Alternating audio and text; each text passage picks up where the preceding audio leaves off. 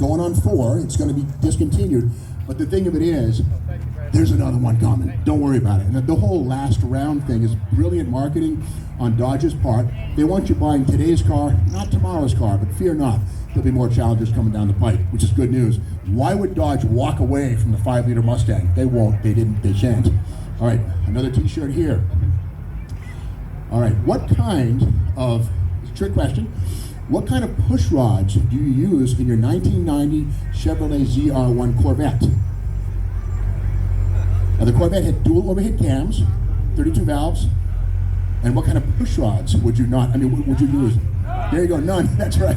Yeah, the ZR1 Corvette started out in 1990 with an exotic Lotus. You have one, he has one, right on. Yeah, this trick question, sometimes the devil's in the details, what's not there as opposed to what is there.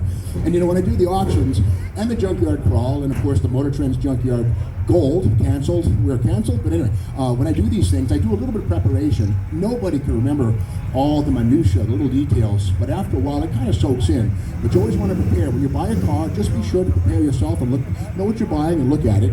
And here at Octane, a lot of great cars, and these guys stand behind them, which is something you won't find buying a car off eBay. Okay, another t-shirt here. Okay, true or false? The Dodge Charger Daytona, the sound of horsepower in the morning. Charger Daytona, was the nose cone made of fiberglass, yes or no? I know, I changed it. No, ma'am, you're correct.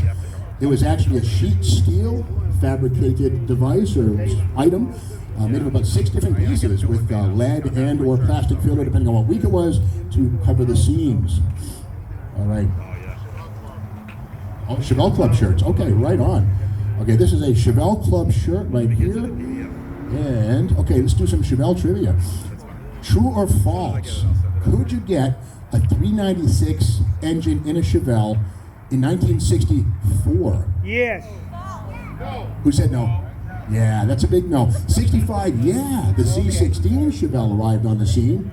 And of course, there was only 201 of those, but they paved the way for the 1966 SS396, was a regular production car and sold almost like GTOs. Not quite, but almost as popular as a GTO in terms of sales. But the SS396 is the Chevrolet guy's GTO. And if you ask me, it's as good. The heads are a little better. I'll take the SS myself. Thank you very much. All right. Another Chevelle Club, El Camino as well. Okay, true or false? Does the El Camino frame share its origins with the Malibu station wagon? It does, it does. Yeah, when you get into the downsize 78 up, the El Camino frame is unto itself. It actually has 3 inches of extra wheelbase, not shared with any other Malibu, Chevelle, or anything like that. But when you get into the earlier ones, they have a station wagon frame, essentially. All right. Okay, here's one. Shane Richardson here, right here. He and I go to the junkyard. He's the fellow who absorbs in pixels all of my yammering in the junkyard. And we just did an Olds Tornado recent, I think yesterday's video. Okay, just in a nutshell, what made the 1966 Olds Tornado such a breakthrough car in Detroit? Yeah, front-wheel drive, that's right. Yeah, it was the E platform, and of course in 1967, Cadillac got a piece of the E platform, also front-wheel drive. What was Cadillac's version of Eldorado? Okay, I think Mr. Harley Davidson, I think I heard you say it first. Right, yeah, the Eldorado, which we have to remember, the Eldorado didn't debut in '67. It happened in the '50s as a rear-wheel drive pinnacle version of Cadillac, the Eldorado. And we all know that Eldorado is the mythical land of gold, I think, in Mayan culture.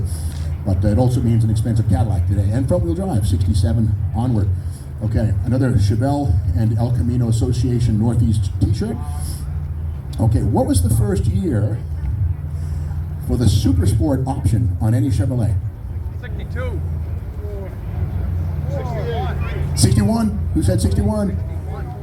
Yeah, 61. There were 456 Super Sport packages installed on Impalas in 1961, including some 4-doors. Crazy but true. And the Super Sport package included the 348 engine and heavy-duty suspension and a grab bar on the dash. And of course, in 62, the SS becomes far more popular and widely publicized. But in 61, 456 Super Sport packages were installed on full-size Chevrolet Impalas. Who knew? Okay. Okay, so the Superbird. What makes the Superbird's rear window different from a road runner? What was that again? Flush mounted. That's right. Yeah, the Superbird, like the Charger Daytona, has a unique rear window opening and different B-pillars in the back to make it flatter and less turbulent at speed on super speedway tracks. Now, getting into that, they call those homologation specials. In other words, cars that car manufacturers have to build to legalize certain things for race use at NASCAR, NHRA, etc. Now, the Chevy Monte Carlo came in for a little taste of that as well.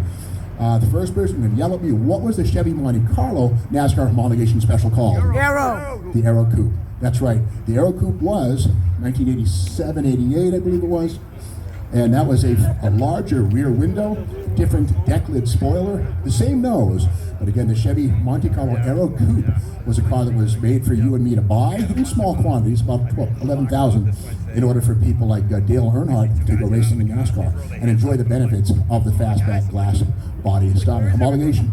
Well, I want to thank you all for being here at Octane Classics, and I'll come up in a little while, we'll do some more trivia, but again, enjoy the show, have some hot dogs, wander around, check out the cars, and I want to thank Dan Marinelli for your time and effort. Thank you, sir. Just want to thank everyone for coming. Great turnout. Hope everyone's having fun and enjoy the rest of the afternoon. Hey, Dan smiled.